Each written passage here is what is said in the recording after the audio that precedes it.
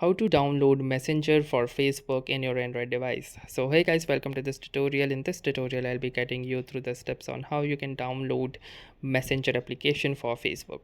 So if you have downloaded Facebook but you have not got the Messenger, then simply go to Play Store and search for Messenger and then hit the search bar, and from here you will see this Messenger application by Meta Platforms. So simply click onto this install button and wait for the installation process to begin. Now here you can see that it is currently getting download and is around 71 MB, and once the download has been finished and the application has been successfully installed into your system, you will need to click onto this open button, and here you can see that Messenger has been successfully downloaded. So that's how easily you can download the Messenger application in your Android device. So that was all for this tutorial. Thanks for watching and have a nice day.